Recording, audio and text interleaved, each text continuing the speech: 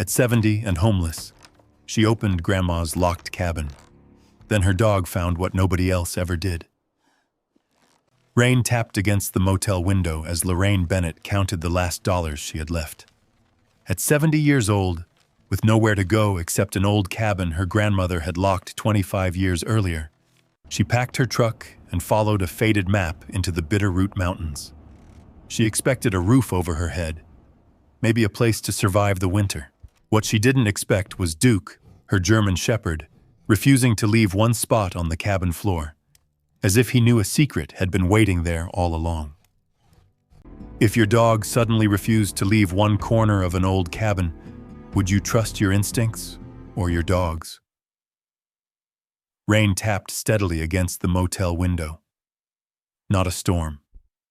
Just the kind of cold November rain that seemed content to stay all night.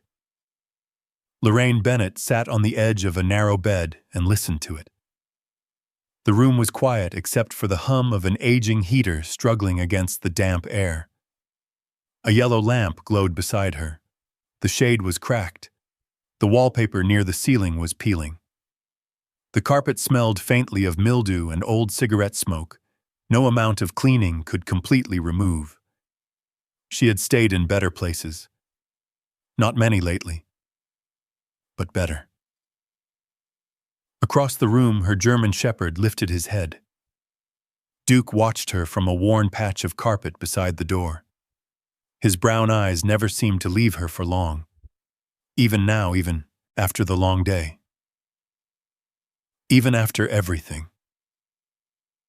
"You should get some sleep," Lorraine said softly. Duke blinked, then lowered his head back onto his paws. But he didn't close his eyes. At 70 years old, Lorraine had learned that dogs often understood things people tried to hide. And there was a lot she was trying to hide, mostly from herself. She looked around the room. 3 suitcases, 2 cardboard boxes, a folded lawn chair, a plastic container holding kitchen utensils. That was nearly everything she owned now.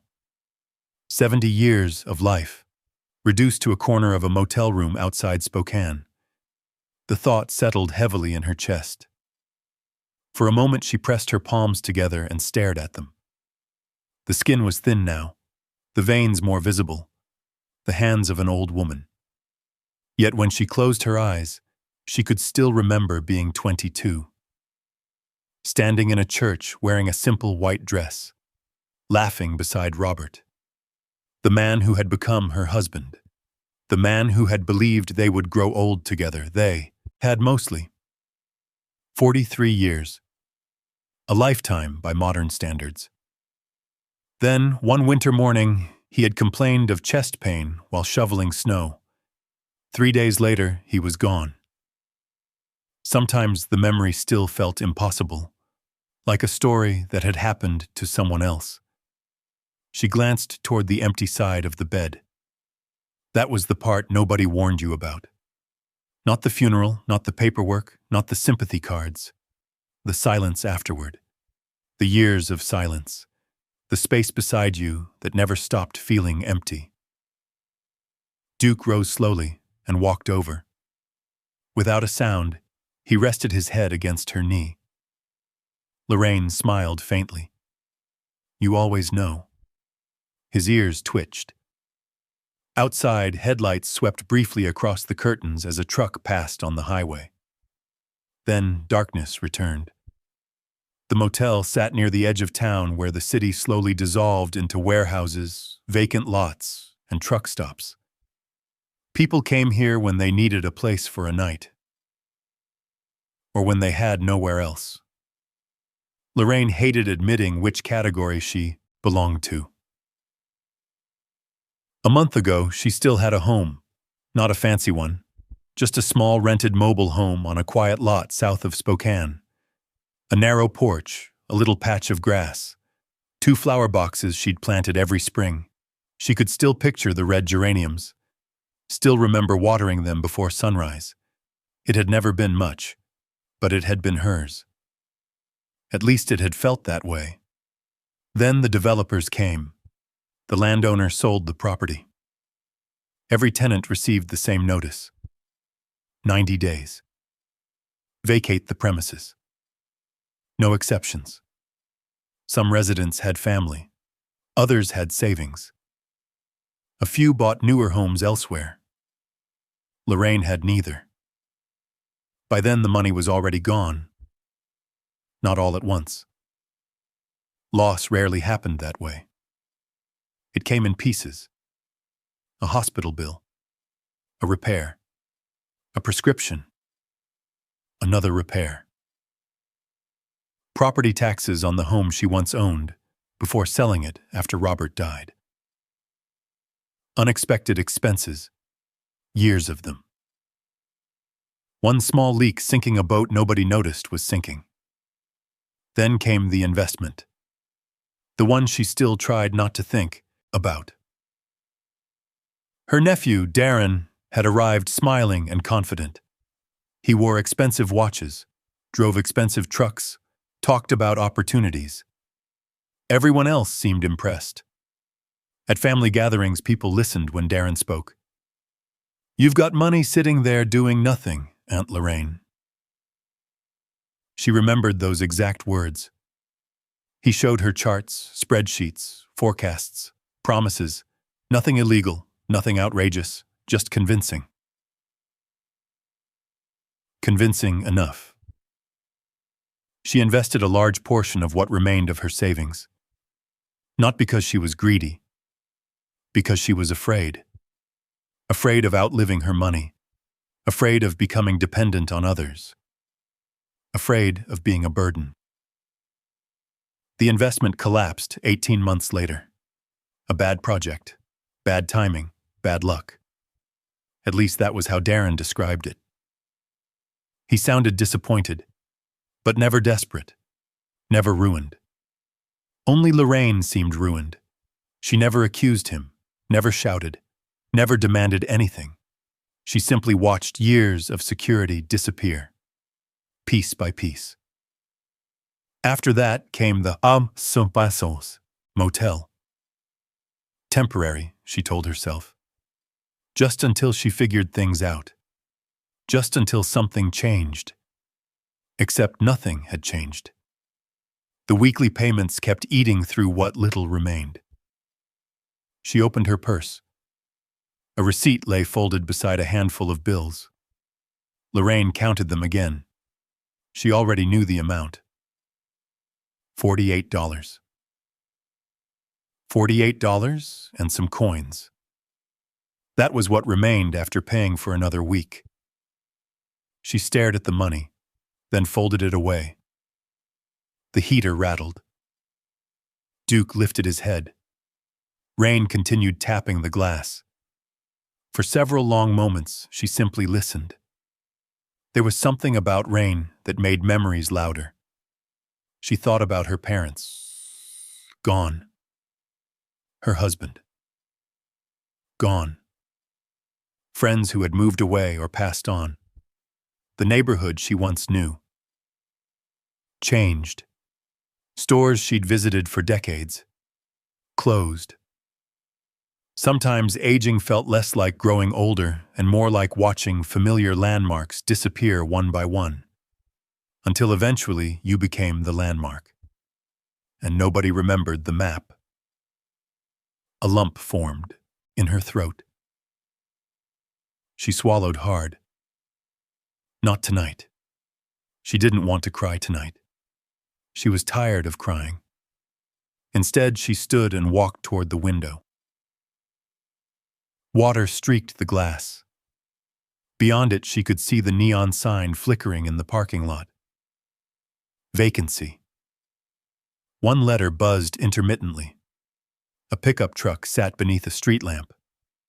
Farther away, traffic moved through the darkness. Everyone seemed to be heading somewhere. Lorraine couldn't remember the last time she felt that certainty. The last time she knew exactly where she belonged. A sudden sound behind her made her turn. Duke had moved beside the suitcases. His nose rested against the oldest cardboard box, the one she hadn't unpacked, the one filled with things she hadn't touched in years. Photographs, old books, family keepsakes, objects that survived only because she could never bring herself to throw them away. Duke sniffed it once, then looked at her. What? His tail thumped softly. Nothing more, just a look. But something about it lingered. Lorraine walked over and rested her hand on the top of the box. Dust coated her fingertips. She stared down at it for several seconds. Tomorrow. She would sort through it tomorrow. Maybe. There wasn't much else left to do. The realization arrived quietly. Not dramatic, not sudden, just undeniable. Every phone call had been made. Every possibility explored. Every practical solution exhausted. For the first time in her life, Lorraine Bennett truly had nowhere left to go. She sat back down on the bed. Duke settled beside her. Outside, the rain continued falling over Spokane. Inside the small motel room, surrounded by the last pieces of a life she barely recognized anymore, Lorraine lowered her eyes and stared at the forgotten cardboard box. Neither she nor Duke knew it yet. But among those old belongings rested the first clue to a secret that had been waiting 25 years. And before another week had passed, it would change everything. The rain stopped sometime before dawn. Lorraine woke to silence. For a moment she didn't know where she was. The motel ceiling came into focus. The stained wallpaper. The dim morning light filtering through the curtains. Then she remembered. The motel. The money. The uncertainty. Everything. A heaviness settled over her chest before her feet even touched the floor. Duke was already awake. He sat near the window watching the parking lot. When he heard her move, his tail brushed softly against the carpet. "Morning, handsome." His ears perked immediately. That earned a small smile from Lorraine. Not much did these days. She walked to the tiny bathroom and splashed cold water on her face. The mirror wasn't kind. Her silver hair needed brushing. The lines around her eyes seemed deeper than she remembered. But there was still strength there. Tired strength. The kind built from surviving things nobody planned for. A few minutes later, she sat at the small table beneath the window. A paper cup of motel coffee cooled beside her. It tasted weak and bitter. She drank it anyway. Outside, the clouds were breaking apart.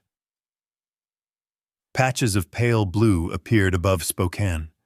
People were leaving for work, starting their days, moving forward.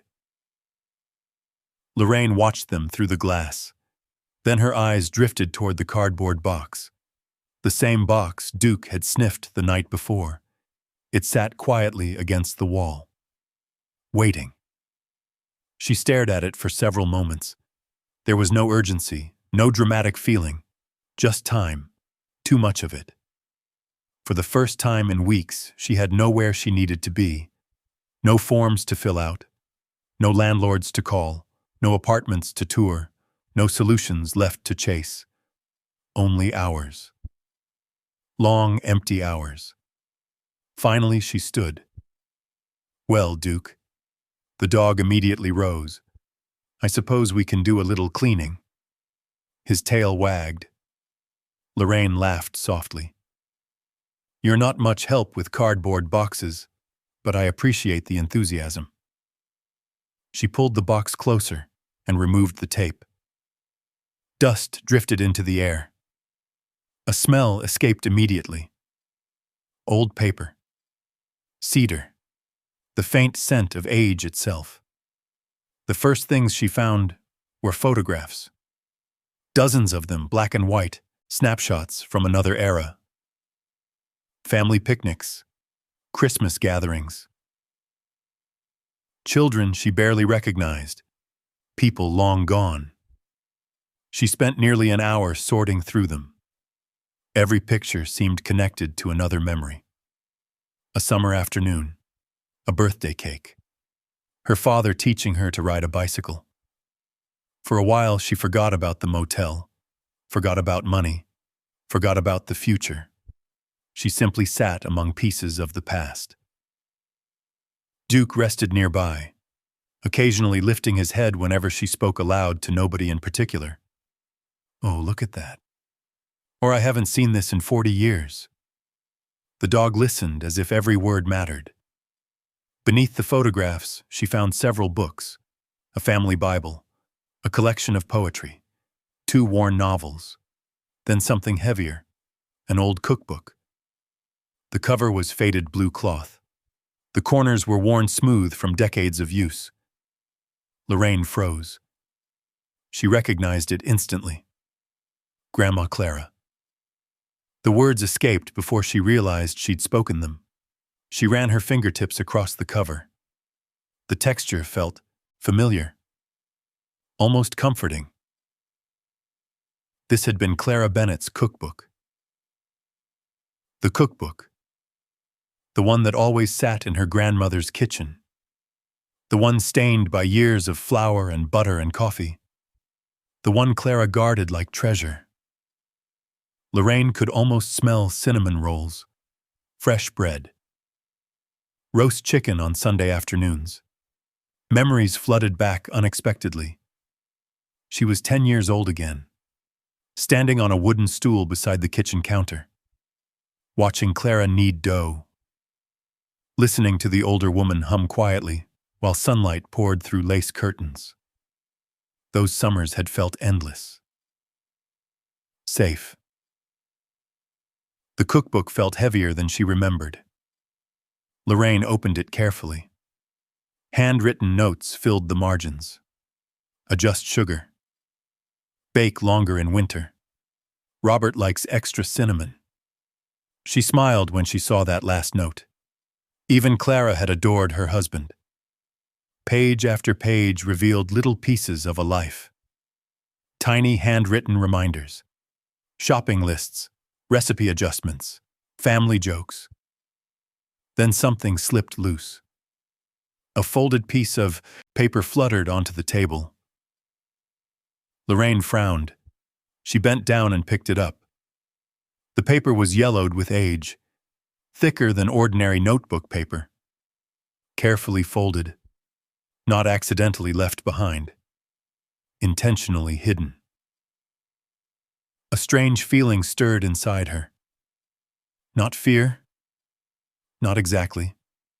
More like curiosity. The kind that arrives before you understand why something matters. She unfolded the paper. Inside was an envelope. Small. Cream-colored. Sealed. Her breath caught. Written across the front in neat handwriting were 2 words. For Lorraine.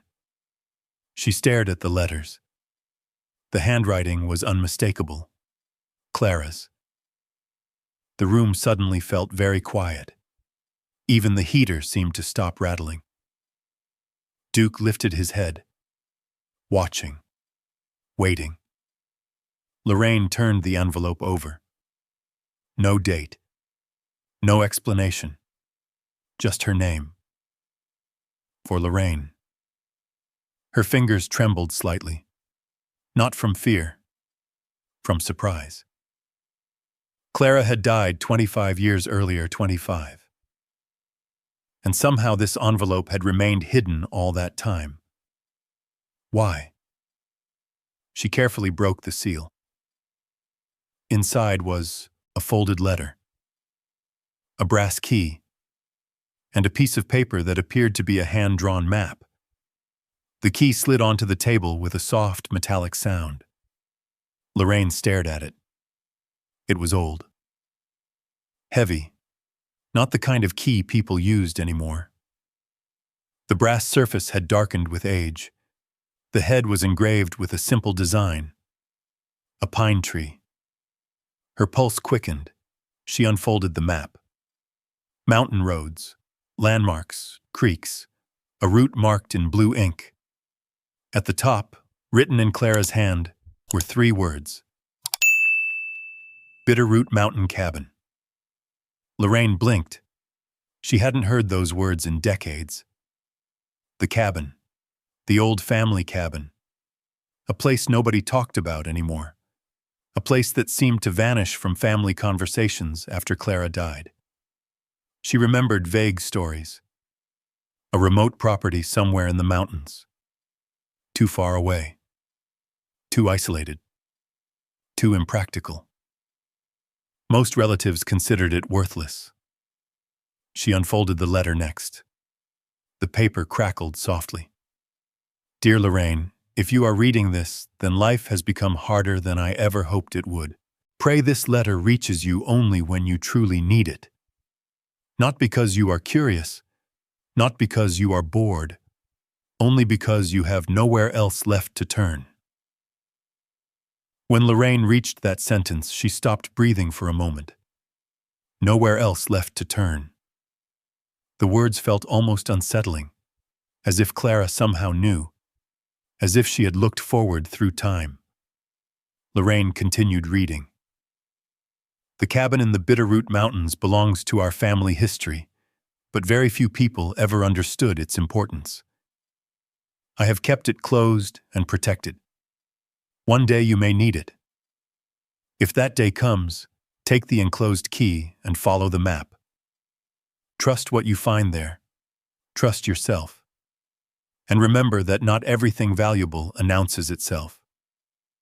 Love always, Grandma Clara. Lorraine lowered the letter. The room seemed smaller somehow. She read it again, then a third time. Each reading raised more questions. The cabin? Protected? For her? Why? What exactly had Clara meant? Duke stood and approached the table. He nudged Lorraine's elbow gently with his nose. She looked down at him. What do you think? His tail wagged once. That was all. Yet somehow it felt like an answer. Lorraine looked back at the map. Back at the key. Back at the letter. The cabin had been closed for 25 years. Maybe longer. Nobody in the family ever mentioned visiting. Nobody cared enough to keep it. At least that's what she'd always assumed. Outside, sunlight finally broke through the clouds. A bright beam crossed the motel parking lot. For the first time in many months, something unexpected stirred inside Lorraine. Not certainty. Not happiness. Just curiosity. Pure and simple. A question she couldn't ignore. She picked up the brass key. Its weight surprised her. Cold metal rested in her palm. Somewhere beyond the mountains, beyond the highways and small towns and forests, stood a cabin her grandmother had apparently been preparing for her to find. The thought sounded ridiculous. Yet the key was real. The map was real. The letter was real. And Lorraine had already run out of every other answer she knew. She sat quietly for a long time. Duke settled beside her chair. The morning sun continued brightening the room. Neither of them knew where the map would lead. Neither of them knew why Clara had hidden it. But for the first time since losing her home, Lorraine felt something other than defeat. A question had entered the story of her life, and questions had a way of pulling people forward, even when they didn't know where the road ended. Lorraine barely slept that night. Not because she was anxious. Not exactly. Her mind simply refused to settle. Every time she closed her eyes, she saw the brass key resting on the motel table, saw Clara's handwriting. Read those words again. If you have nowhere else left to turn. Around 3 a.m, she gave up trying to sleep. Duke lifted his head immediately. The dog had always been sensitive to restlessness. Lorraine sat beside the window and watched the darkness outside. Truck headlights moved along the highway. The motel sign buzzed faintly. Somewhere in the distance, a train horn echoed through the cold air. She hadn't made a decision yet. At least that was what she kept telling herself. But deep down, something had already shifted. Because if she truly had no intention of going to the cabin, she wouldn't have spent half the night studying the map. She wouldn't have traced the route with her finger over and over. She wouldn't have checked the mileage, or calculated fuel costs, or wondered whether the old truck could handle mountain roads. Morning arrived gray and cold. Lorraine stood in line at the motel office to pay for one final night. The manager, a tired woman named Cynthia, slid the receipt across the counter. "You heading out soon?" Lorraine hesitated. "I think so." "Got family somewhere?" The question landed awkwardly. Lorraine wasn't sure how to answer. "Maybe." The woman nodded politely. Neither of them pushed further. Back in the room, Lorraine spread the map across the bed. Duke jumped up beside her. His large paws nearly covered one corner. "You're not helping." His tail thumped once. The map showed a route leading northeast through rural Washington and into the Bitterroot region. Most of the roads were familiar enough. But the final section disappeared into winding mountain terrain. The kind of roads most people ignored unless they lived there. Lorraine stared at the route. It felt absurd. A 70-year-old woman chasing a 25-year-old letter from a grandmother who had been dead for decades. If someone else told her this story, she might have advised caution, maybe even common sense. But common sense hadn't given her a place to live. Common sense hadn't solved anything. By noon, she had made her choice. The decision arrived quietly, without drama, without certainty, simply because there was nothing left to lose. The next several hours passed in practical tasks. She loaded the suitcases into the truck, packed the cardboard boxes carefully, placed Clara's cookbook on the passenger seat where she could reach. The brass key went into her purse. The map folded neatly inside the glove compartment. Duke supervised everything, or at least acted like he was supervising. When Lorraine carried the final box outside, he jumped into the truck without being asked, then settled into the passenger seat. Ready. Certain. As if he had known all along. Late that afternoon, Lorraine turned the ignition. The engine hesitated, coughed, then finally started. She released a long breath. "Don't do that to me." The truck rattled gently beneath her hands. Reliable. Most of the time. She pulled out of the motel parking lot and merged onto the road. The building disappeared behind her. Then the highway swallowed it entirely. For several minutes, neither Lorraine nor Duke looked back. The city stretched around them. Traffic lights, fast food signs, gas stations, shopping centers, the familiar landscape of everyday life. Yet something felt different. Not because she knew where she was going, because she didn't. The uncertainty made every mile feel strangely important. As Spokane faded into the distance, the roads became quieter. The neighborhoods thinned. The sky seemed larger.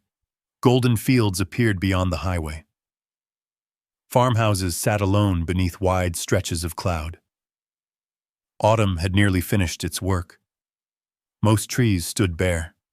Others held stubborn patches of yellow leaves that fluttered in the wind. Duke rested his head near the window. His ears twitched occasionally as scents drifted through the narrow opening. Lorraine kept cracked pine, cold earth, wood smoke, the familiar smells of the northwest countryside. Several hours later, they stopped at a small gas station outside Colville. The place had 2 pumps and a faded wooden sign. Lorraine filled the tank carefully. Every dollar mattered now. Inside the station, she bought coffee and a sandwich. For Duke, she purchased a packet of beef jerky. The clerk smiled when he saw the dog. Beautiful shepherd. Thank you. How old is he? 8. The man nodded. Good age. Lorraine scratched Duke's neck. He still thinks he's a puppy. The clerk laughed. The brief conversation felt surprisingly pleasant, not because it was meaningful, because it was normal. Normal had become rare. Back on the road, the daylight slowly faded. Mountains began appearing on the horizon, dark blue shapes rising beyond the forests. Lorraine felt a strange mixture of emotions. Hope, doubt, curiosity, and something else she couldn't quite name. The closer she got, the more real the cabin became. Until now, it had existed mostly as an idea, a possibility, a memory. But somewhere beyond those mountains stood an actual building, a place Clara had deliberately hidden from the rest of the family. Why? The question returned again and again. At a roadside turnout, she stopped to stretch. The air was colder here. The wind carried the scent of pine needles and distant snow. Duke jumped down from the truck and trotted across the gravel. His nose worked constantly, investigating every scent, every sound, every movement in the trees. Lorraine watched him for a moment, then looked toward the mountains. The peaks were catching the final light of sunset. Orange and gold. Beautiful. Silent. She remembered coming through mountain country as a child. Family trips, camping weekends, fishing with her father. Back then, the world felt enormous, full of hidden places, hidden stories. Somewhere along the way, adulthood had replaced mystery with routine, bills, schedules, responsibilities. Now, unexpectedly, mystery had returned. A strange gift arriving late in life. The thought lingered as they resumed driving. Night settled fully by the time Lorraine reached a small town near the state line. She found an inexpensive motor lodge. Nothing fancy, just clean, safe, warm. After checking in, she carried a few essentials inside. The room smelled faintly of pine cleaner, a welcome improvement over the previous motel. Duke immediately inspected every corner, then claimed a spot near the door, satisfied. Lorraine sat on the bed and unfolded the map once more. The route ahead was shorter now. Tomorrow she would leave the highway entirely. Tomorrow the roads would narrow. Tomorrow she would begin following Clara's handwritten directions. The realization made her stomach tighten. What if the cabin no longer existed? What if it had collapsed years ago? What if the property had been sold? What if everything led nowhere? Those questions seemed far more practical than dreams. Yet another thought pushed back. If Clara went through the trouble of hiding the key for 25 years, then perhaps she expected the cabin to survive. Lorraine studied the old handwriting one last time before placing the map aside. Outside, wind moved through the trees. The sound was different here, deeper, softer. Mountain wind. Duke raised his head, then lowered it again. Content. Lorraine reached down and rested her hand on his shoulder. His fur was warm, steady, real. I hope we're not chasing ghosts, old boy. Duke opened one eye, then nudged her hand with his nose. The gesture made her smile. Not because it answered the question. Because for a moment it made the uncertainty easier to carry. Tomorrow they would continue north, toward the Bitterroot Mountains, toward the forgotten cabin, toward whatever Clara Bennett had spent 25 years protecting. And somewhere ahead, hidden among forests and silence, the next chapter of Lorraine's life was waiting. Lorraine woke before sunrise. For a few moments, she lay still beneath the motel blanket, listening. The building was quiet. No traffic. No voices outside. Only the distant whisper of wind moving through trees. Duke was already awake. He sat near the window, staring into the fading darkness. When Lorraine sat up, his ears immediately lifted. Ready, waiting. As if he understood they were close. Very close.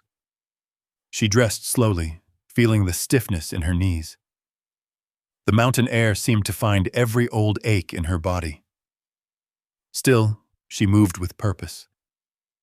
After weeks of drifting from one problem to another, she finally had a destination. Even if she wasn't entirely sure why. Outside, frost covered the edges of the parking lot. The sky was pale blue. The eastern horizon glowed faintly behind the mountains. Lorraine loaded the last of her belongings into the truck and climbed behind the wheel. The engine started on the second try. Not perfect, but good enough. One more day, she told the truck. That's all I'm asking. Duke settled into the passenger seat. Together they pulled onto the highway. The road narrowed as the morning passed. Small towns became less frequent. Gas stations disappeared. Cell service came and went. Mountains rose around them. Dark forests stretched across ridges in every direction. The farther they traveled, the more Lorraine felt as though they were leaving the modern world behind. Road signs became rare. Traffic nearly vanished. By late morning, she turned onto a smaller county road. The route matched Clara's map perfectly. Each bend, each creek crossing, each handwritten note. Lorraine checked them carefully. The accuracy unsettled her. It was as though Clara had drawn the map yesterday instead of 25 years ago. Around noon, she stopped beside a small river. The water rushed over rocks polished smooth by decades of current. Duke jumped out immediately. He drank from the edge while Lorraine stretched her legs. The air smelled of pine sap and cold stone. Far above, an eagle circled silently against the sky. Lorraine pulled the folded map from her jacket pocket. According to Clara's notes, they were less than 30 miles away. 30 miles. After all these years, after all the uncertainty, the realization made her nervous. She hadn't expected that. For days, she had focused on reaching the cabin. Now she found herself worrying about what waited there, or what didn't. The possibilities seemed endless. Maybe the cabin had collapsed. Maybe a storm had destroyed it years ago. Maybe someone had purchased the land. Maybe Clara's letter was simply the hopeful gesture of an old woman who never imagined circumstances would actually force Lorraine to use it. She folded the map again. No point guessing. There was only one way to find out. The final stretch of road proved more difficult than anything before it. The pavement ended. Gravel replaced it. Then dirt. The truck bounced over ruts and washouts. Branches brushed against the sides. Several times Lorraine slowed to a crawl. The forest grew thicker with every mile. Towering pines blocked much of the sunlight. Their trunks rose straight and silent like pillars holding up the sky. The deeper they traveled, the quieter everything became. No traffic, no houses, no signs, only forest. Duke sat upright now, alert, watching. Occasionally he pressed his nose against the slightly open window, testing the air.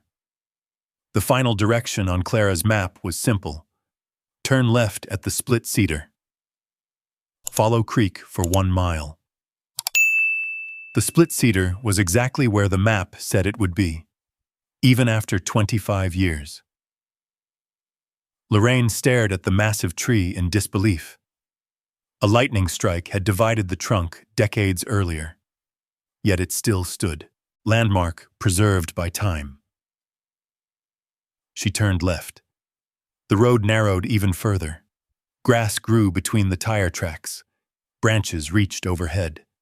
The forest seemed to close around them. Then suddenly it opened. The transition happened so quickly that Lorraine nearly missed it. One moment they were surrounded by trees. The next, they entered a clearing. Her foot eased off the accelerator.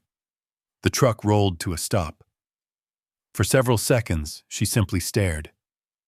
The cabin stood exactly in the center of the clearing, silent, waiting. A weathered, 2-story structure built from heavy logs. A stone chimney rose along one side. The roof sagged slightly but remained intact. Tall grass surrounded the porch. Moss covered portions of the railings. Pine needles had accumulated against the foundation. Yet despite years of neglect, the cabin still stood strong. Not abandoned. Preserved. Lorraine stepped out of the truck. The air felt colder here. Still, the clearing seemed untouched by time. Even the sounds were different. No highway noise. No distant machinery. Only the wind moving softly through pine branches. Duke jumped down beside her. He looked around carefully, then stayed close. Lorraine approached the cabin slowly. Each step stirred memories she wasn't sure were real. She had visited once, maybe twice, as a child. Fragments remained. A porch swing, the smell of wood smoke. Clara standing near the doorway. Nothing more. The structure appeared smaller than childhood memories suggested, yet somehow more imposing, more significant. As she climbed the porch steps, the boards creaked beneath her weight. The sound echoed through the clearing. The front door stood exactly where Clara's map indicated. And across that door hung heavy chains. Lorraine stopped. 3 thick lengths of rusted steel crossed the entrance, each secured by an old padlock. For a moment, she simply stared. Clara hadn't exaggerated. The place had truly been locked. Not casually, deliberately, protected. The realization sent a chill through her. Who locks a cabin for 25 years? And why? Duke sniffed near the doorway. His ears twitched. Then he stepped back beside her. Lorraine reached into her purse. The brass key felt cool against her fingertips. She held it in her hand for a moment. The key suddenly seemed heavier than before, as if it carried the weight of every unanswered question, every mystery, every mile they had traveled. Finally, she knelt beside the first padlock. The metal was rusted, weathered, yet intact. She inserted the key. It fit perfectly. Her breath caught. For a brief moment, nothing happened. Then she turned it. A sharp metallic click echoed across the porch. The lock opened. Lorraine froze, not because she expected resistance, because she hadn't. Some irrational part of her assumed the key would fail. That reality would intervene, that the story would end here. Instead, the lock opened as though it had been waiting. She removed it carefully, then moved to the second. Again, the key fit. Again, the mechanism turned. Again, the lock opened. Duke watched quietly, his gaze never leaving her. The third lock was stubborn. Years of weather had nearly fused it shut. Lorraine struggled, Twisted, pulled, nothing. She tried again. Her hands hurt. The cold metal bit into her fingers. Then suddenly, the mechanism gave way. The lock snapped open. The chains dropped heavily against the porch boards. The sound startled a flock of birds from nearby trees. Lorraine stood motionless, heart pounding. The door remained closed. Only a few inches separated her from whatever waited inside. Yet those few inches felt enormous. She looked down at the key in her hand. The same key hidden inside Clara's cookbook. The same key that had traveled through 25 years of silence. A strange feeling settled over her. Not fear, not excitement. Something between the two. As though she were standing at the edge of a story she didn't yet understand. The afternoon sun angled through the trees. Golden light stretched across the porch. Duke stepped closer, standing shoulder to shoulder beside her. Lorraine rested one hand on the weathered doorknob.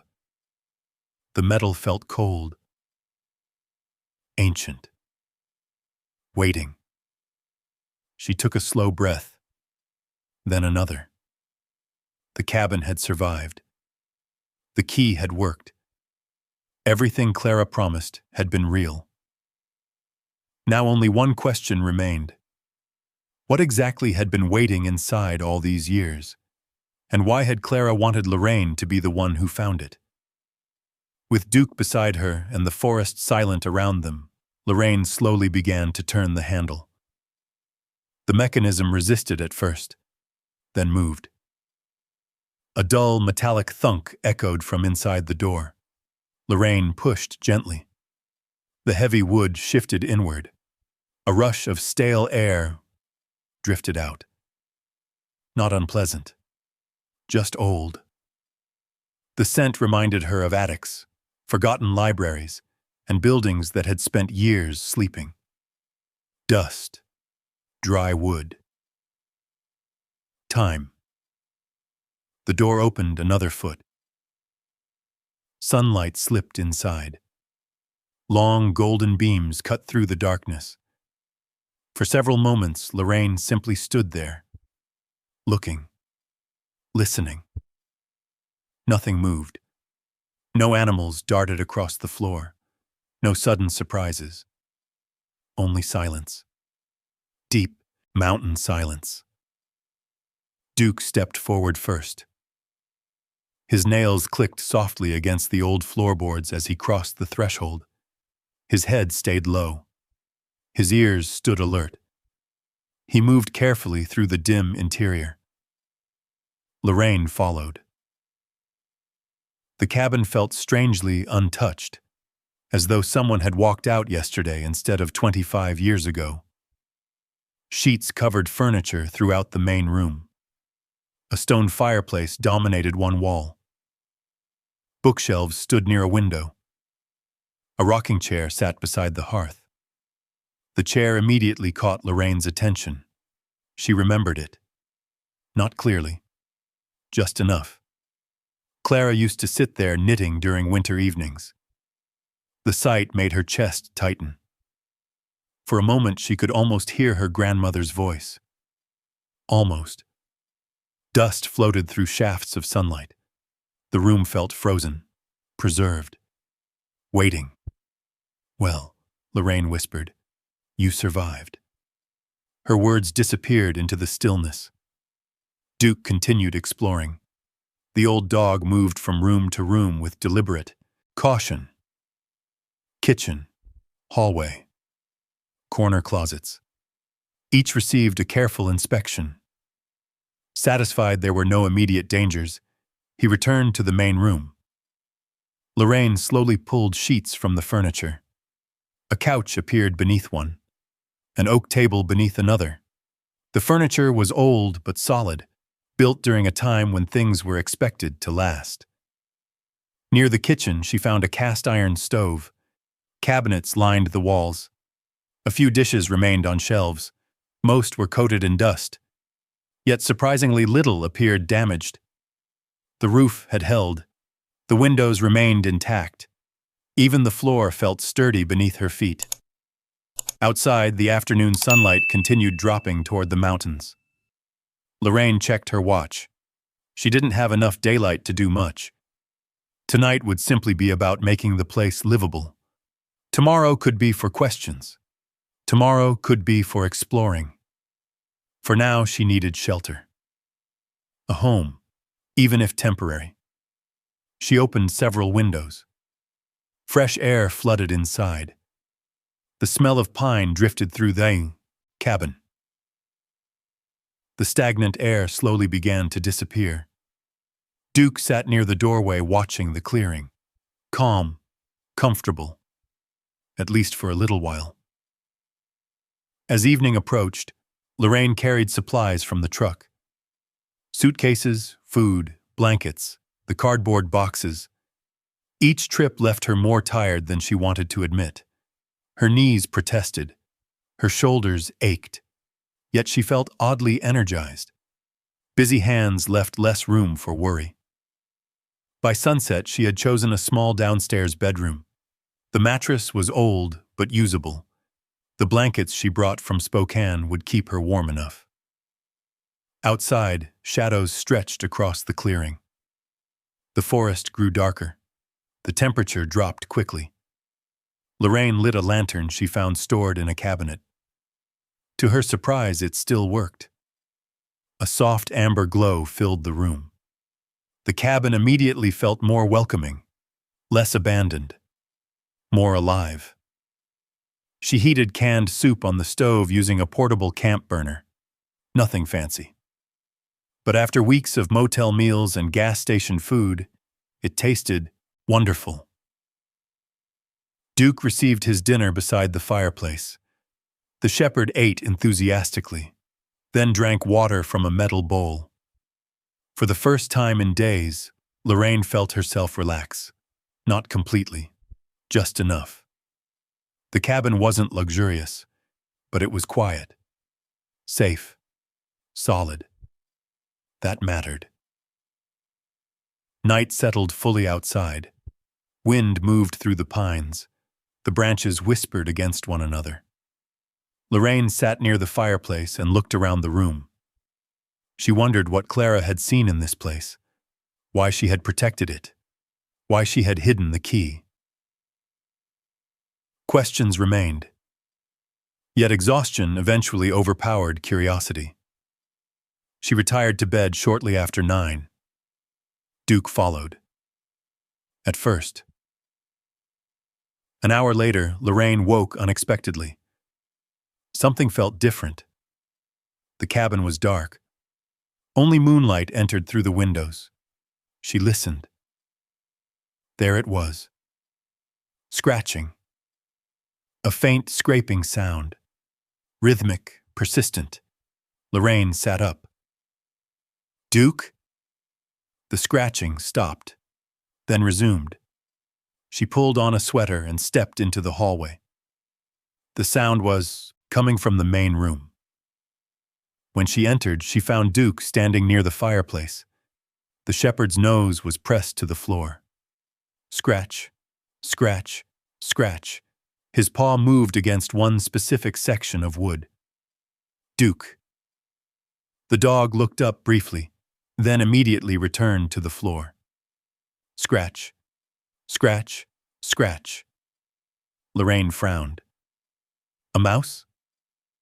Duke ignored her.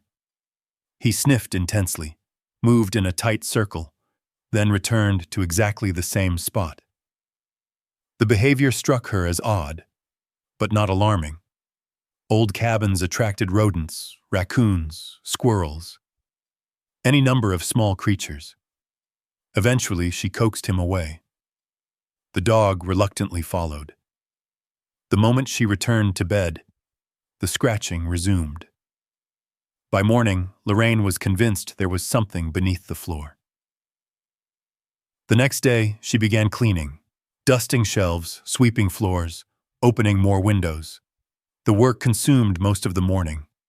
Duke, however, remained distracted. Every 30 minutes, he returned to the fireplace. every time. The exact same place. Sniff, scratch, whine, return later, repeat. By lunchtime, Lorraine had started paying attention. The behavior wasn't normal, at least not for Duke. He wasn't obsessed with squirrels. He wasn't easily distracted. For 8 years, she had learned his habits. This was different, much different. She knelt beside him. What is it? The shepherd pressed his nose against a narrow section of floorboards. His ears tilted forward. His tail remained perfectly still. Then came a low whine. Not fear, not aggression, frustration, as if he wanted her to understand something. The sound unsettled her. She tapped the floor with her knuckles. Solid. Old wood. Nothing obvious. No hollow sound. No loose boards. No visible gaps. Yet Duke remained convinced. Throughout the afternoon, the pattern continued.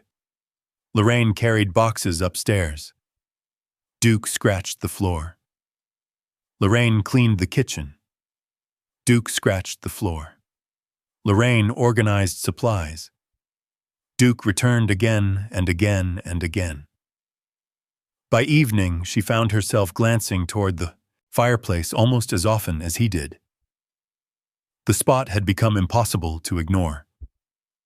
Outside, clouds gathered over the mountains. A light rain began falling. The smell of wet pine drifted through open windows. Inside, Duke sat beside the fireplace, staring at the floor.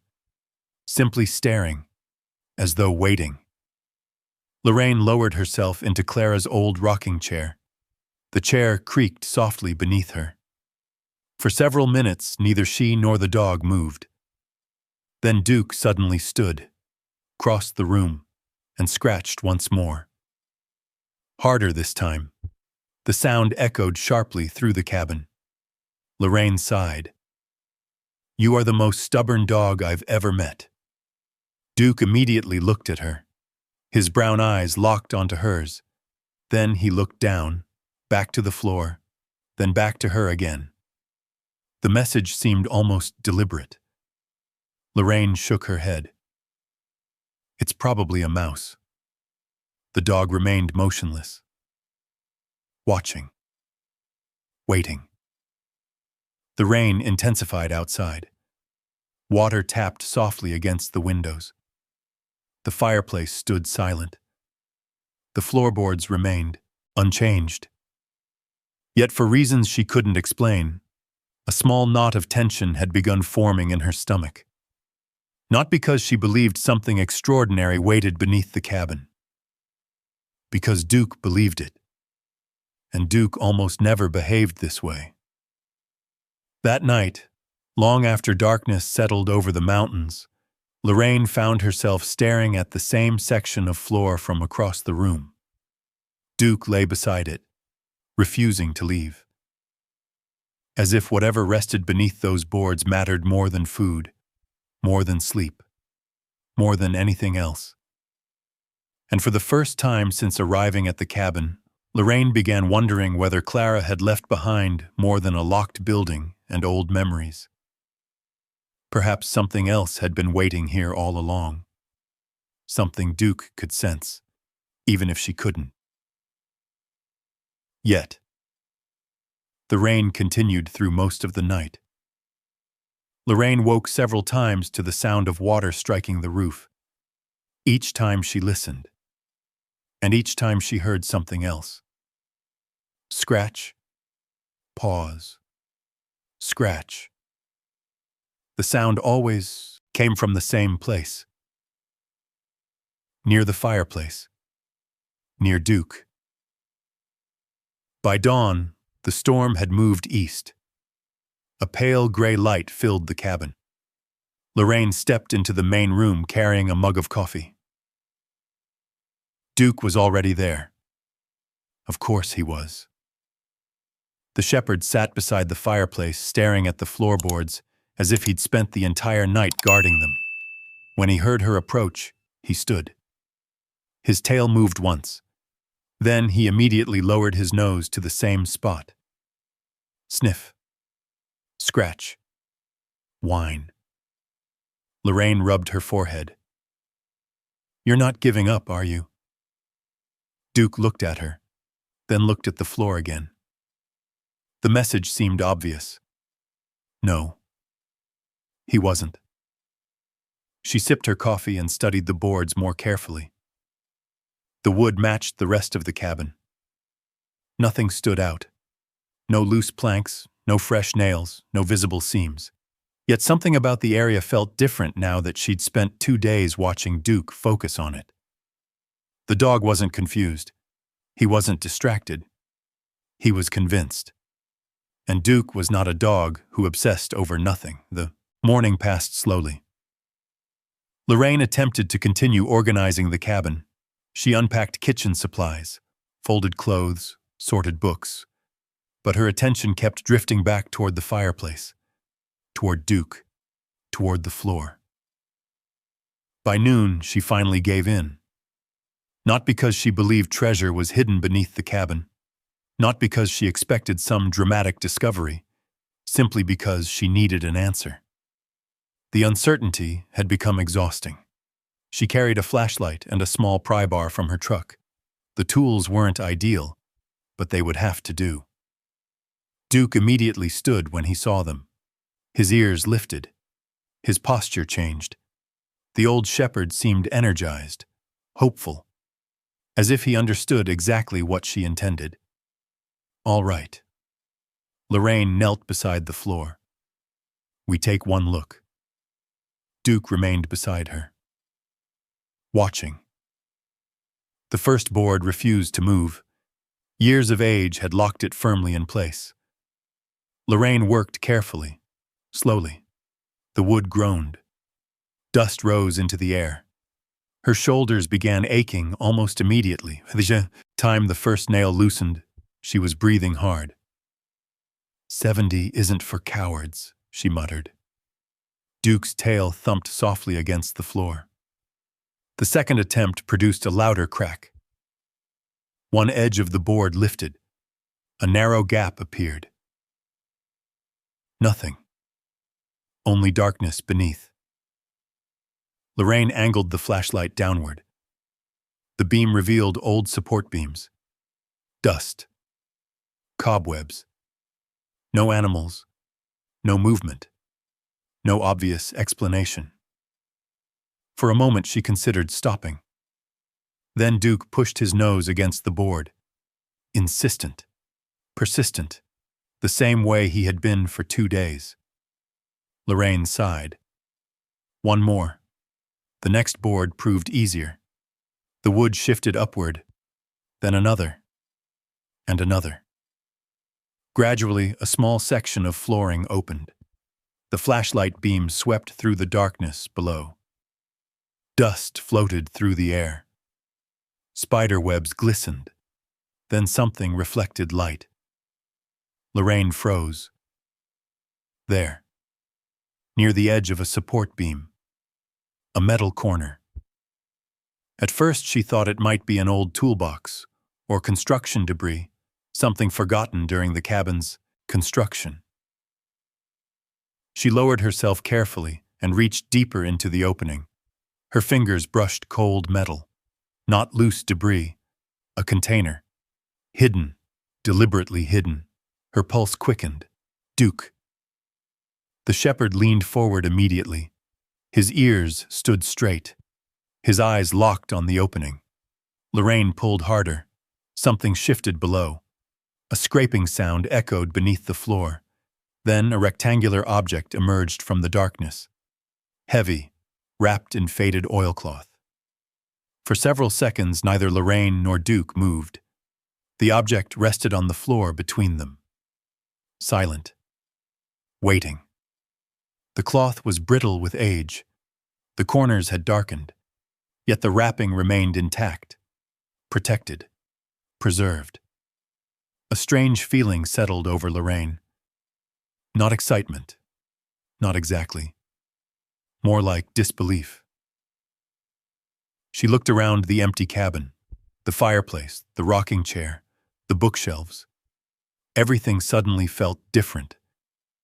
The place no longer seemed abandoned. It seemed purposeful, as if someone had expected this moment, as if someone had planned it. Carefully. Years ago. Duke nudged the package gently with his nose, then stepped back. His job was done, at least for now. Lorraine laughed nervously. I hope this isn't a box full of old tax receipts. The joke sounded weak, even to her. With trembling fingers, she loosened the oilcloth wrapping. Dust scattered across the floor. The material fell away. Beneath it sat a metal box, dark green, weathered, military style, the kind designed to survive decades. A simple latch secured the lid. No lock, no key, just a latch. Lorraine stared at it, then opened it. The hinges creaked softly. Inside, she found no gold, no jewelry, no stacks of cash. Instead, she found papers, dozens of them, carefully bundled and tied with string. Photographs, letters, several journals, large folded documents. Everything organized, everything protected, everything intentional. For a brief moment, disappointment flickered across her face. Then curiosity quickly replaced it. She lifted the first bundle. The paper remained surprisingly well preserved. Most documents carried dates from decades earlier, some from before she was born, others from her childhood. A photograph slipped free. Lorraine picked it up. The image showed several people standing beside a truck in a forest clearing. She recognized Clara immediately, much younger. Standing beside two men Lorraine didn't know. Behind them stretched acres of timberland. The photograph had a date written on the back. Lorraine frowned.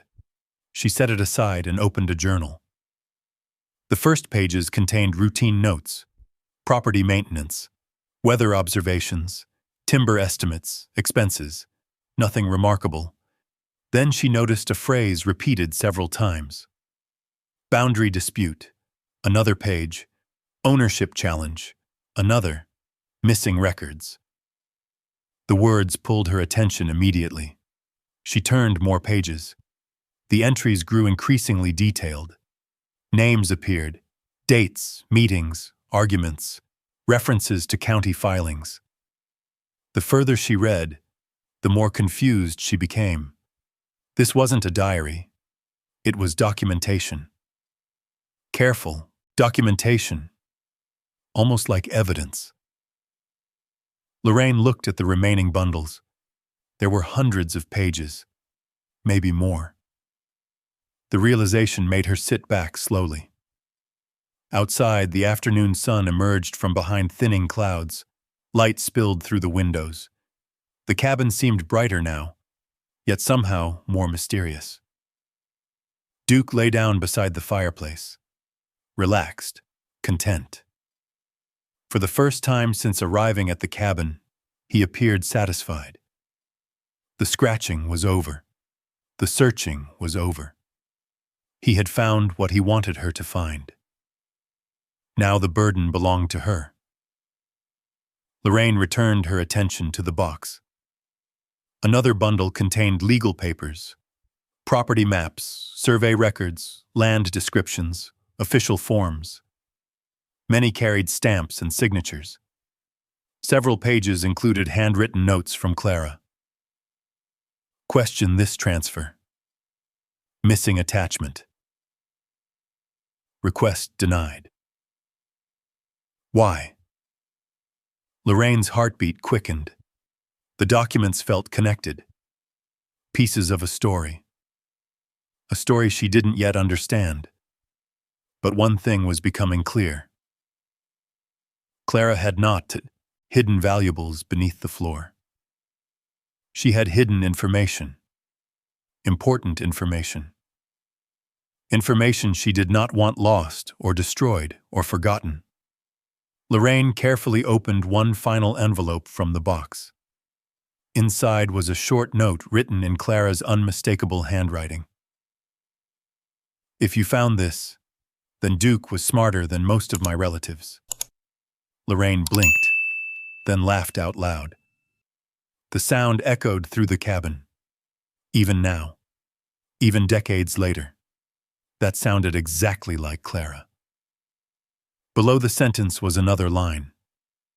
"The truth is buried deeper than money. Follow the records." Nothing else. No explanation. No instructions. Just that. Follow the records. Lorraine stared at the words. The room suddenly felt much larger, the mystery much deeper. She had arrived at the cabin believing Clara left behind a place to stay, a refuge, a final gift. Perhaps that was true. But now another possibility emerged. Maybe the cabin wasn't the secret. Maybe it was only the doorway. The real secret had been hidden beneath the floor all along. Waiting, protected, patient, for 25 years. Lorraine looked toward the mountains beyond the windows, then back to the documents. The road that brought her here had ended. A different journey was beginning, and she had a feeling it would lead somewhere Clara had spent decades trying to protect. Somewhere far more complicated than she ever imagined. Duke lifted his head and watched her quietly, as though he already knew. The cabin had given them shelter, but the box had given them questions, and every answer seemed hidden somewhere inside the pages Clara left behind. The sun disappeared behind the mountains long before Lorraine stopped reading. The lantern beside her cast a warm amber circle across the dining table. Papers covered nearly every available surface. Photographs, property maps, survey records, letters, journal entries. The cabin that had seemed empty only days earlier now felt crowded with voices from the past. Duke slept near the fireplace. One ear occasionally twitched whenever Lorraine turned another page. The old shepherd looked peaceful. His work, at least for now, was finished. Lorraine wished she felt the same. Instead, she felt as though she had stepped into the middle of a conversation that had started decades before she was born. The deeper she read, the stranger everything became. Clara's journals were meticulous. Dates were recorded carefully. Names appeared repeatedly. Property boundaries, meetings, disputes, legal filings. Everything documented with remarkable precision. It wasn't the behavior of someone keeping a diary, it was the behavior of someone building a record. A case. A defense. Perhaps even a warning.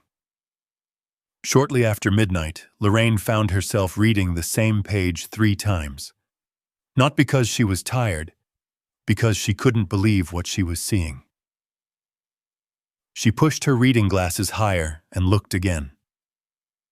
The entry was dated October 14th, 1987. The handwriting was unmistakably Clara's. "Today, they filed the transfer documents. I told them the acreage numbers were wrong. I told them the survey did not match the original records. Nobody listened." Lorraine frowned. She pulled another document from a nearby stack, then another, and another. The names began repeating. Certain individuals appeared again and again throughout the paperwork. Most belonged to members of the extended Bennett family. Uncles, cousins, relatives she barely remembered, people who attended reunions decades ago, people who disappeared from her life long before Robert died. One name appeared more often than the others. Arthur Bennett. Lorraine stared at it. Arthur had been Clara's younger brother, a man she remembered only vaguely. He died years ago, long before Clara. At family gatherings, he always seemed loud, confident, the kind of man who entered every room as if he owned it. According to the records spread across the table, he may have believed exactly that. The following morning, Lorraine continued reading. The mystery deepened. Many documents referenced a large parcel of timberland several miles from the cabin. Hundreds of acres, prime forest, valuable land. Far more valuable than the cabin itself. Yet something about the ownership records didn't make sense. Pages were missing. Survey descriptions changed unexpectedly. Signatures appeared inconsistent. One version of a document listed Clara as a co-owner. Another version didn't mention her at all. The discrepancies were impossible to ignore. By noon, Lorraine's head hurt. She stepped outside for fresh air. The clearing glowed beneath a bright autumn sky. Sunlight filtered through the pines. The smell of cedar drifted on a gentle breeze. Duke followed her onto the porch. Together they sat quietly. The mountains stretched across the horizon. Beautiful, ancient, indifferent to human problems. Lorraine looked toward the forest and tried to organize her thoughts. What were you trying to protect, Clara? Duke rested beside her chair. The question lingered unanswered. A movement of memory surfaced unexpectedly. Not from childhood, from much later. Perhaps 15 years earlier. A family reunion, someone arguing about property. Raised voices. Tension. She hadn't paid much attention at the time. Robert had squeezed her hand and whispered something about family politics. They had laughed and walked away. Now she wondered if she should have listened. The afternoon brought another discovery. One of Clara's journals contained references to meetings at the county records office. Several entries described repeated attempts to challenge land transfers. Every challenge failed. Not because Clara lacked evidence, because evidence kept disappearing. The realization unsettled Lorraine. Missing records, missing pages, missing attachments. The same phrase appeared repeatedly throughout the journals. Original documents unavailable. The words surfaced again and again. Each occurrence seemed to frustrate Clara more deeply. Then Lorraine found something that made her stomach tighten. A folder marked family correspondence. Inside were letters exchanged between Clara and several relatives. Most were ordinary. Until she reached one written nearly 30 years earlier. The letter discussed financial arrangements connected to the timber property. Nothing shocking. At first. Then she noticed a surname. Harper. Her breath caught. Darren Harper. Her nephew. The same nephew who convinced her to invest much of her savings. The same nephew whose advice helped destroy the financial security she had spent decades building. Lorraine immediately looked closer. This wasn't Darren. The letter was far older than that. But the writer was Darren's father, Arthur Bennett's grandson. The connection sent a chill through her. She searched through additional documents. More names emerged, more family connections. A pattern slowly revealed itself. The branch of the family benefiting from the disputed land transfers eventually led to Darren's side of the family. Lorraine sat motionless. The cabin suddenly felt colder. This didn't prove anything about Darren. Not directly. The failed investment might have been exactly what he claimed. A bad decision. A poor opportunity.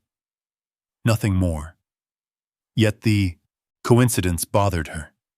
Deeply. The same family line appeared again and again whenever money changed hands, whenever property changed ownership. whenever questions went unanswered. Lorraine leaned back in her chair. Outside, clouds drifted across the mountains. Inside, the silence felt heavy. She remembered Darren sitting at her kitchen table 3 years earlier. Confident, friendly, helpful, or so she believed. He had spoken quickly, used charts, used projections, used phrases like secure growth and long-term stability. At the time, she trusted him. Why wouldn't she? He was family. Now a different possibility crept into her thoughts. Had she ever truly known him? The question lingered long after sunset. That evening, she returned to Clara's journals. One entry stopped her cold. The page was dated only months before Clara died. The handwriting appeared shakier than usual. I fear the truth will die with me if I cannot protect it. The records are no longer safe where people expect them to be. Lorraine read the sentence twice, then 3 times. The records are no longer safe where people expect them to be.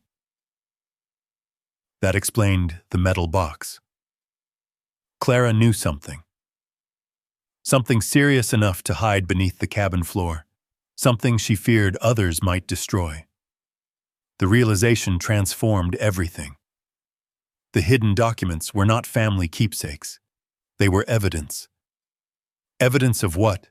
Lorraine still didn't fully understand, but evidence nonetheless. Near the bottom of the page, Clara added another note. If Lorraine ever finds this, she will understand. Lorraine's throat tightened. For a long moment, she simply stared at the words. Clara had written them decades ago, long before the motel, long before Robert's death, long before Darren's investment.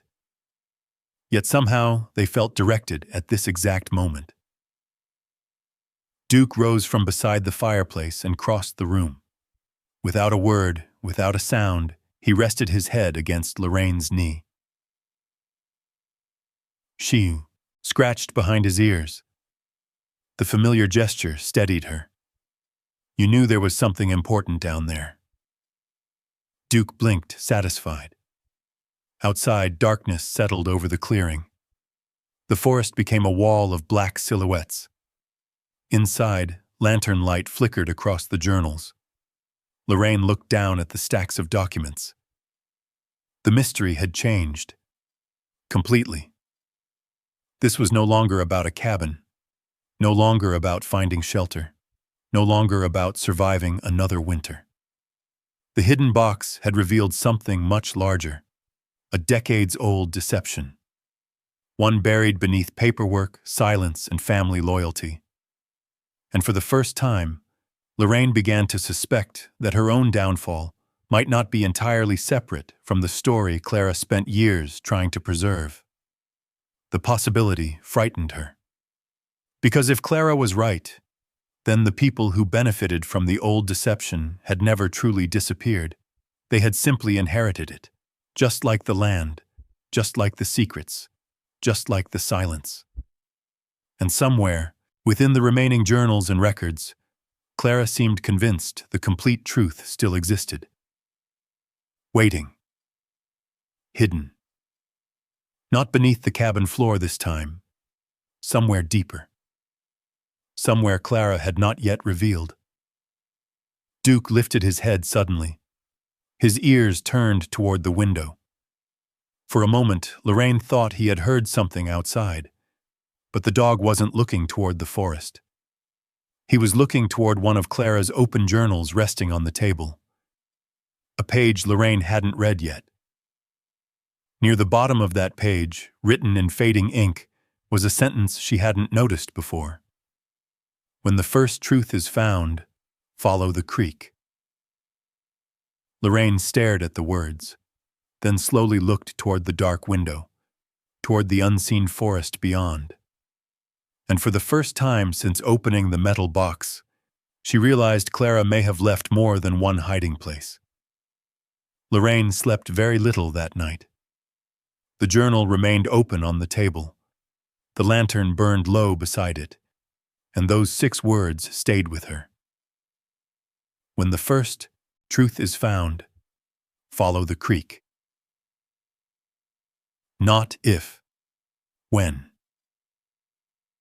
As though Clara had expected everything. The cabin, the box, the documents, even Duke. The thought should have felt impossible.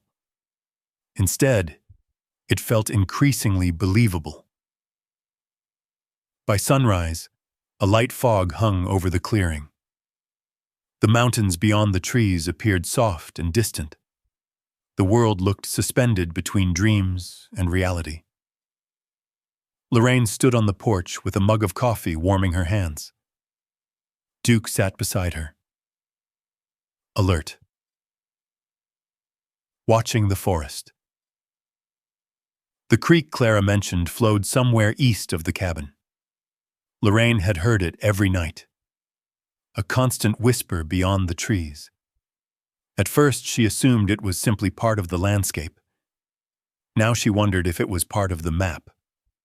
Part of the trail Clara wanted her to follow. After breakfast, she gathered several items. The journal, the map, a flashlight, a notebook, nothing dramatic. Just practical things. Then she looked at Duke. You ready? The shepherd immediately stood. That answer was clear enough. The morning air carried the smell of wet earth and pine needles. The forest floor remained damp from recent rain. As they left the clearing, sunlight filtered through the branches in narrow shafts of gold. Duke moved ahead confidently, not rushing, simply leading. The creek appeared after several minutes. A narrow ribbon of clear water winding through the trees. Smooth stones lined the banks. The current moved steadily over them. The sound was calming, almost musical. Lorraine opened Clara's journal again. One page contained a rough sketch, not detailed, just enough. A creek, a marker stone, an old structure. No labels, no explanation, only clues. She followed the water downstream. Several times she stopped to compare the landscape with Clara's drawings. At first, everything looked similar. Trees, rocks, water. Then she noticed something unusual. A large stone near the bank. Unlike the others, this one had a flat surface, weathered, deliberately shaped. Lorraine approached. Lichen covered most of it, but after brushing away dirt, she found a small carving.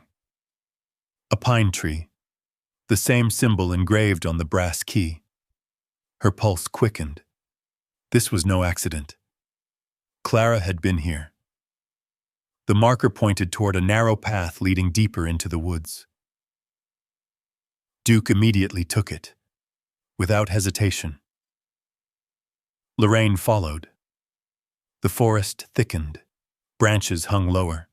The air felt cooler. Less sunlight reached the ground. The path eventually disappeared altogether. Yet Duke continued forward, confident, certain. The farther they traveled, the stronger Lorraine's sense of anticipation became. The first hidden box had changed everything. What if Clara left another? What if the answers were finally close? The thought made her heart beat faster. After nearly half an hour, Duke stopped. His ears lifted. His body stiffened. Lorraine stepped beside him. At first, she saw nothing. Then the structure emerged from the trees. An old shed, or what remained of one. The roof had partially collapsed. Boards leaned at odd angles. Vines climbed across the walls. Nature was slowly reclaiming it. The building looked abandoned, forgotten, almost invisible from a distance. Lorraine stared. The sketch in Clara's journal suddenly made sense. This was the structure, the old building, the final landmark. Duke approached immediately. His nose worked constantly, sniffing every corner, every board, every crack. Lorraine circled the shed carefully. Most of it appeared empty. The doorway hung crooked. Inside, she found rusted tools and broken shelves. Nothing remarkable. Nothing hidden. At least not yet. She stepped back outside. The disappointment felt familiar. For a moment, she wondered if she had misunderstood Clara's clues. Perhaps the shed itself was only symbolic. Perhaps the evidence had already been found beneath the cabin. Then Duke began pawing at something. Hard, persistent, the exact behavior he displayed beside the fireplace. Lorraine froze. Duke. The shepherd ignored her. He scratched again, then again. The sound echoed sharply through the forest. Lorraine hurried over. The dog stood beside one corner of the shed foundation. Most of the stonework was covered by weeds and moss. Nothing appeared unusual. Until she knelt. One stone looked different, slightly smaller, slightly newer. Its edges didn't match the surrounding foundation. The sight immediately reminded her of the floorboards beneath the fireplace. Deliberate, concealed, protected. A chill ran through her. You're doing it again. Duke's tail moved once. His eyes never left the stone. Lorraine brushed away the remaining moss. Then more weeds. The stone became clearer. There was a narrow gap along one side. Not enough to notice casually. Enough to move. Enough to hide something. She retrieved the pry bar from her backpack. The same tool that revealed the first box. The metal slid carefully into the gap. Lorraine applied pressure. Nothing happened. She tried again. The stone shifted slightly. A pulse of excitement shot through her. Come on. The foundation groaned softly. Another push. Another shift. Then, suddenly, the stone slid forward. Only a few inches. But enough. A dark opening appeared behind it. Lorraine's breath caught. Duke stepped back. Waiting. Almost as if he already knew what she would find. The opening extended farther into the foundation than she expected. She aimed the flashlight inside. The beam revealed a narrow compartment. Dry. Protected. Deliberately constructed. And resting inside was a long metal container, much larger than the box beneath the cabin. Lorraine stared at it. The realization struck immediately. Clara hadn't hidden random pieces of information. She had created a system. Layers.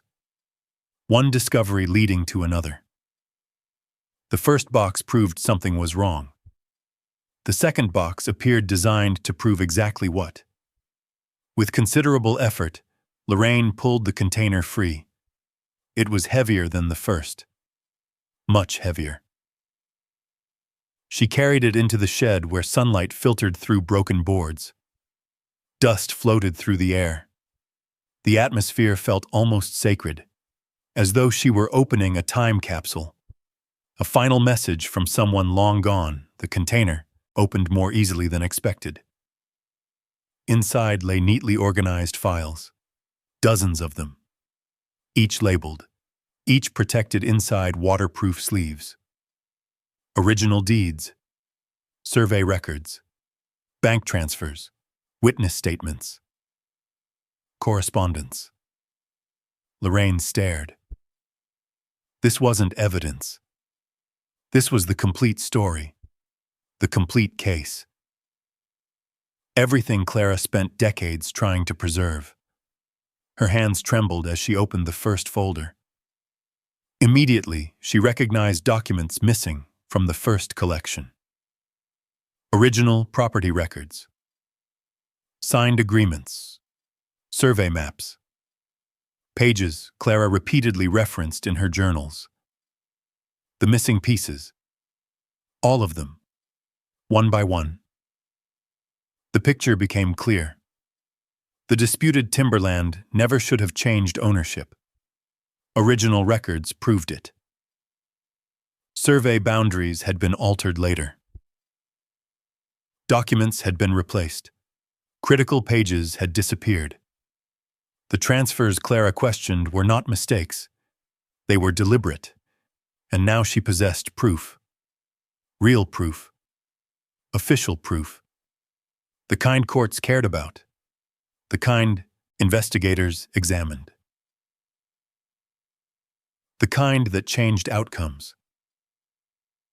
Lorraine sat silently inside the ruined shed. The forest around her seemed impossibly quiet. Duke lay nearby, watching, content. His role in the mystery was complete. Without him, she never would have found any of it. Without him, the evidence might have remained hidden forever. She continued reading. A sworn statement from a former surveyor. A signed affidavit. Bank records documenting unusual transactions connected to the land transfers. Every folder strengthened the same conclusion. Clara had been right. For decades. Nobody listened. Nobody believed her. Or perhaps nobody wanted to. Then Lorraine found the final envelope. Its paper looked newer than everything else. Across the front, Clara had written only 3 words. For Lorraine only. Her throat tightened. She opened it carefully.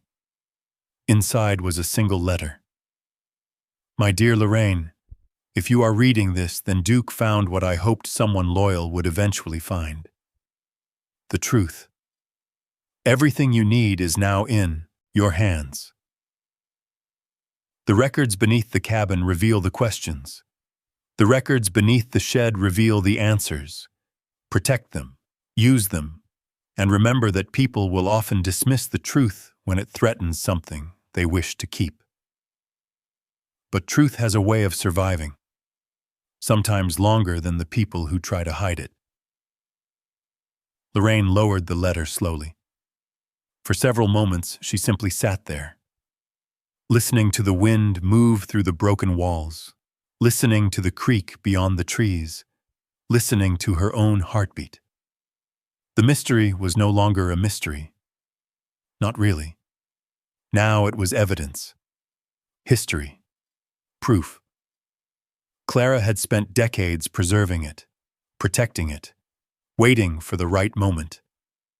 And somehow that responsibility had reached Lorraine. A 70-year-old woman who arrived at the cabin believing she had lost everything.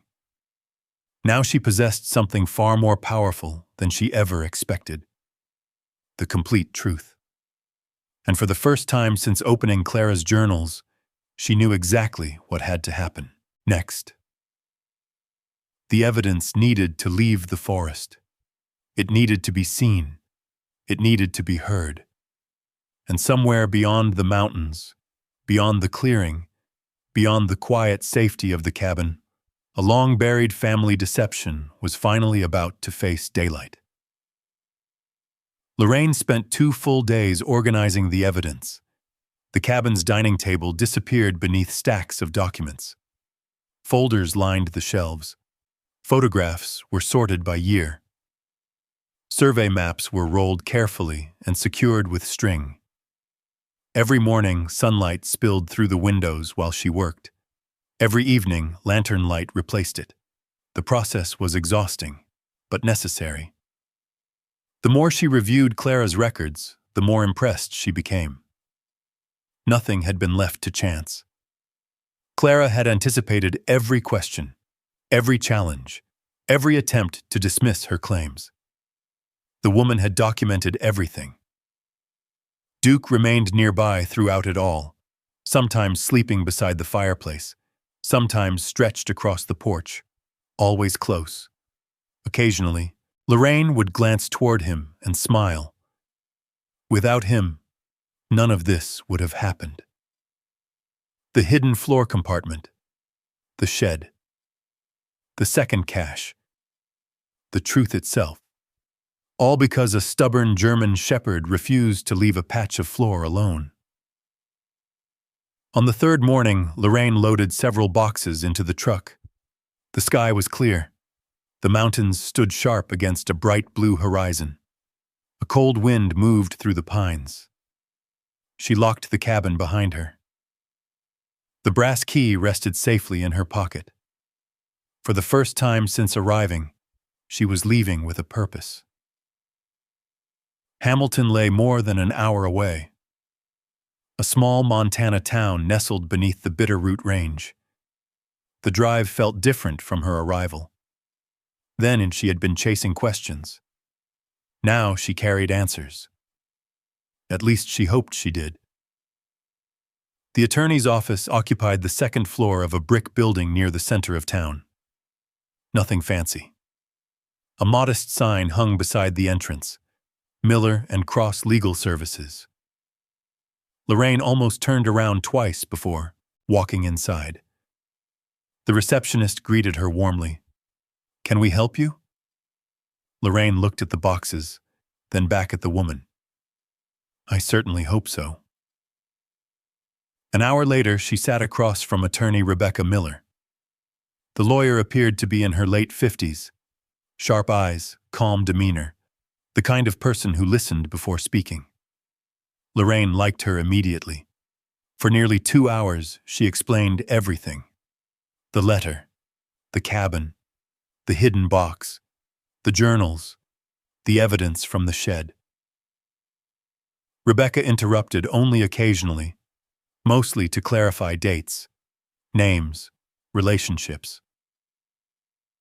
When Lorraine finally finished, silence settled over the office.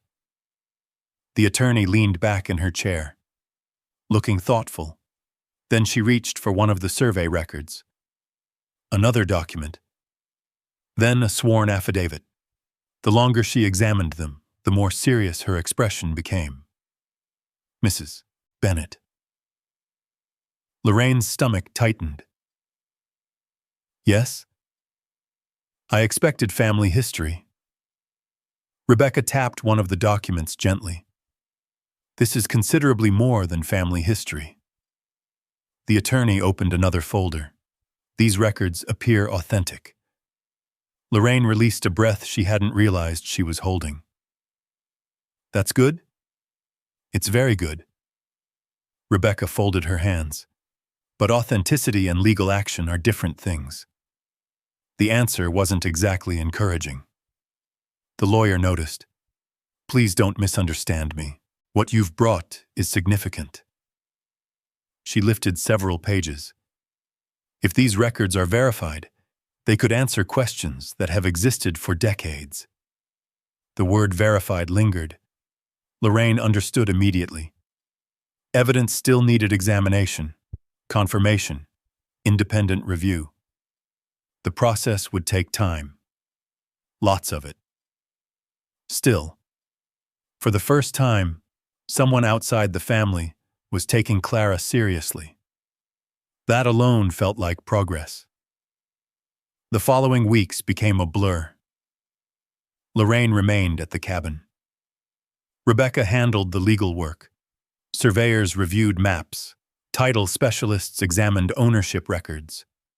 Archivists compared signatures. County offices searched old filings. Every few days, the attorney called with updates. Most were frustratingly slow. Still waiting. Still reviewing. Still confirming. Patience had never been Lorraine's strongest quality, yet she forced herself to wait. The mountains helped. The cabin helped. Life settled into a rhythm. Mornings began with coffee on the porch. Duke chasing squirrels through the clearing. Afternoons spent repairing small things around the property. Loose shutters, broken steps, leaking gutters. The work kept her occupied. But beneath every ordinary day ran a current of anticipation. The truth was moving. Slowly, but moving. One afternoon, nearly 6 weeks after visiting Hamilton, the phone rang. Lorraine was stacking firewood near the shed when she heard it. She hurried inside. Duke close behind. The caller ID displayed Rebecca's number. Lorraine answered immediately. Hello? The attorney didn't waste time. We have confirmation. Lorraine sat down. Her knees suddenly felt weak. What kind of confirmation? The strongest kind. Silence. Then Rebecca continued. The original deeds are authentic. Lorraine closed her eyes. The room seemed to sway slightly. The signatures match. Rebecca's voice remained calm. The survey records match. Another pause. The missing documents Clara preserved are legitimate. Lorraine gripped the phone tighter. Outside, wind moved through the trees. Inside, decades of uncertainty began shifting. Slowly. Finally. What does that mean? Rebecca answered carefully. It means Clara was telling the truth. The words hit harder than Lorraine expected. She looked toward the mountains through the window. Toward the forest. Toward the cabin Clara had protected. Toward the hidden compartments. Toward every page her grandmother preserved. Clara was telling the truth. The validation felt profound. Not because Lorraine doubted her, because the world had. For decades. Rebecca continued. The property transfers contain irregularities. Irregularities? A polite legal term. Lorraine almost laughed. Almost. The attorney's tone softened. Several ownership changes should never have occurred as documented. The statement carried enormous weight. Enough weight to silence Lorraine completely. The investigation expanded. Experts became involved. Historical records were reopened. Old filings received new scrutiny. No dramatic arrests followed. No sensational headlines appeared. Real life rarely worked that way. Instead, the truth emerged through paperwork. Verification, evidence, facts. The process was slow, methodical, relentless, exactly the way Clara would have wanted. Months passed. Winter arrived. Snow dusted the mountains. The cabin glowed warmly beneath its white blanket. One evening, Rebecca visited in person. The attorney stood beside the fireplace reviewing final reports. Duke rested nearby. The old shepherd watched her carefully, still protective, still loyal. Rebecca closed the folder. It's finished. Lorraine looked up. Finished. The word felt almost impossible. What happens now? The findings have been accepted. Rebecca smiled slightly. The historical ownership claims were valid. Lorraine sat quietly, waiting.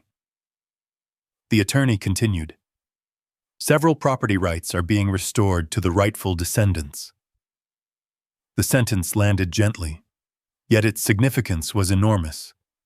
Decades of confusion, decades of doubt, decades of silence. Finally answered.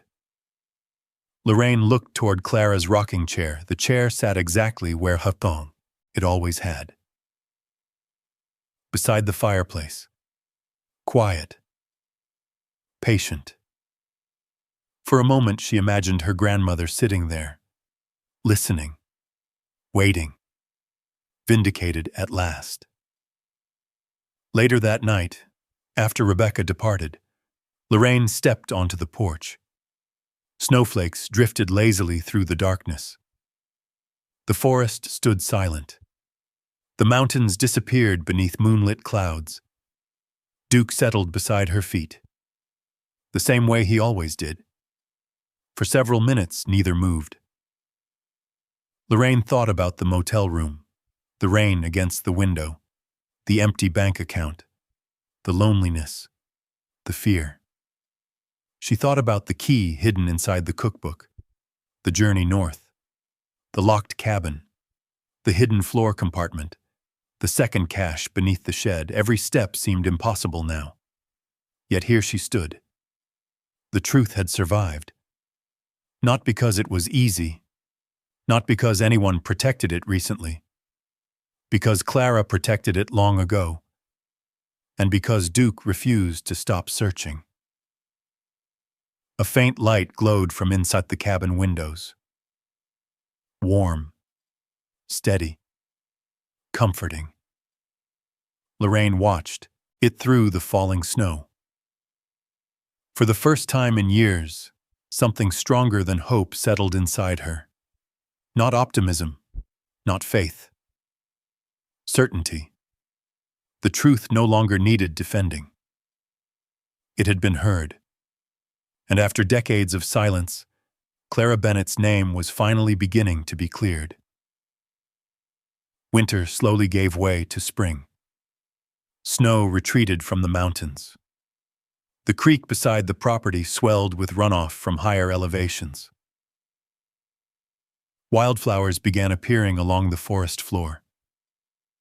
The world around the cabin seemed to wake up one careful day at a time. Lorraine noticed every change. At 70 years old, she found herself paying attention to things she once rushed past. The first robin returning to the clearing. The smell of wet earth after rain. The way morning sunlight moved across the porch as the seasons changed. For months, life had revolved around survival. Then mystery, then evidence. Now something quieter had arrived. Stability. The legal process continued behind the scenes. Final paperwork moved through agencies and offices. Historical claims were formally recognized. Ownership corrections were completed. The disputed timberland that had been taken through deceptive transfers decades earlier was finally acknowledged as belonging to the rightful family descendants. Lorraine never cared much about legal language. What mattered to her was simpler. The truth had survived. Clara had been right. And the world finally knew it. One afternoon, Rebecca Miller drove up the narrow road to the cabin carrying a folder. Duke barked once when her vehicle entered the clearing, then wagged his tail when he recognized her. Lorraine met the attorney on the porch. The air carried the scent of pine and fresh grass. A warm breeze moved through the trees. Rebecca smiled. "Thought you'd want these in person." She handed over the folder. Lorraine opened it carefully. Inside were official confirmations, property determinations, historical findings, final conclusions. The language was formal, precise. Yet one truth echoed through every page. Clara Bennett's records had been validated. The deception had been documented. The original ownership claims had been acknowledged. Lorraine looked up slowly. Rebecca watched her quietly. "No dramatic courtroom ending," the attorney said, with a small smile. "No. But sometimes, real justice looks like paperwork." Lorraine laughed softly. Clara would probably appreciate that. I think she would. After Rebecca left, Lorraine sat alone on the porch for a long time. The folder rested in her lap. Duke lay at her feet. Birdsong drifted through the clearing. The cabin stood behind her. Solid. Steady. Home. The word still surprised her sometimes. Home. Just months earlier, she had been sitting in a motel room counting her last $48. Now she owned something more valuable than she ever expected. Not wealth. Not luxury. Security. Belonging. a place that could not suddenly disappear. The cabin needed work, of course. It always would. A roof repair here, a porch repair there. A dozen small projects waiting around every corner. But Lorraine enjoyed them.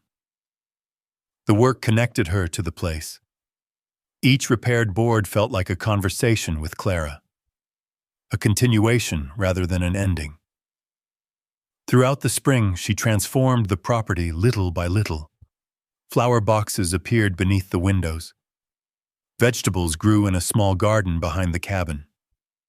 Fresh paint brightened the porch railings. Nothing extravagant. Nothing rushed. Just care. The kind of care a home deserved. Duke supervised every project. At least that was what Lorraine claimed. The German shepherd spent most days moving between sunny patches of grass and shaded spots beneath the porch. Age had begun touching him too. A little gray around the muzzle.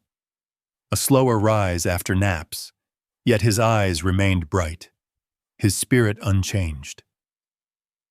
One evening, several months after the investigation concluded, Lorraine found herself standing inside the cabin near the fireplace. The same fireplace, the same section of floor where Duke first began scratching. The floorboards had been repaired carefully after the metal box was removed. Only Lorraine knew exactly where it had happened. She looked around the room. The rocking chair remained beside the hearth. Clara's old cookbook rested on a shelf in the kitchen. The brass key hung near the front door. Nothing felt frozen anymore. The cabin no longer resembled a forgotten place waiting for someone to arrive. It felt lived in. Loved. Alive. The setting sun painted the walls with warm gold light. Lorraine walked outside carrying 2 mugs.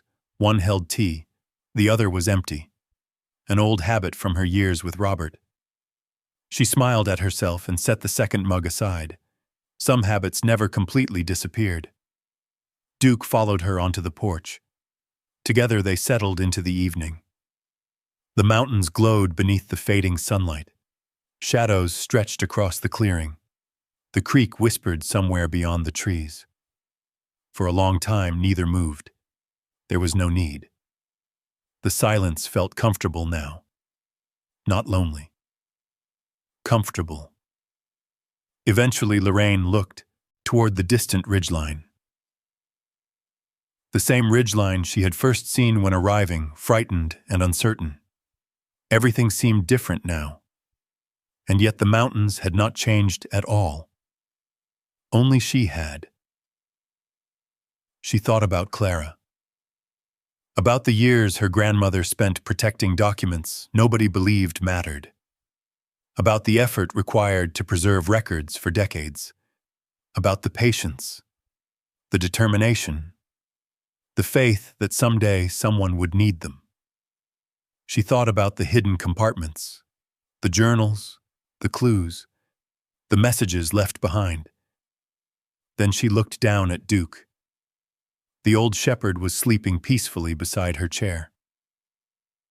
One paw stretched across the porch boards, his breathing slow and steady. Lorraine smiled. "You really didn't let it go, did you?" One ear twitched. Nothing more. She laughed softly. The answer was obvious.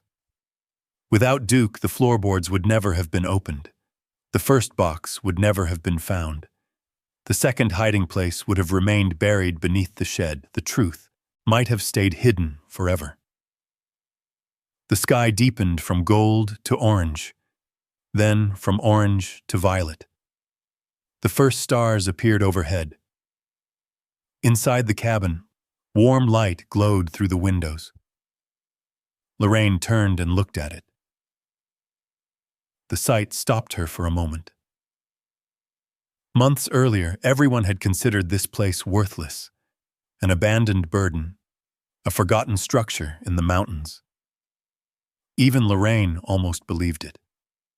Now the cabin stood as proof of something entirely different, Not loss, not abandonment, not failure. Renewal. The light shining through those windows seemed brighter than it should have. Perhaps because she finally understood what Clara had really preserved. Not just land, not just documents, not even a cabin. She preserved the truth. She protected it until the right person needed it, until someone had the strength to carry it forward. A cool breeze moved through the pines. Night settled gently over the mountains. Lorraine closed her eyes for a moment and listened. The creek, the wind, the distant call of an owl, the familiar breathing of a sleeping dog. Everything felt exactly where it belonged. When she opened her eyes again, she looked toward the cabin windows one final time. The light glowed warmly against the darkness. A beacon. A promise. A home. And sitting there on the porch with Duke sleeping at her feet, Lorraine understood something that had taken an entire lifetime to reach. Sometimes the most valuable inheritance is not wealth, but the truth someone protects for you until you are strong enough to face it. And sometimes the companion who helps you find that truth doesn't speak a single word. The porch grew darker. The stars multiplied overhead.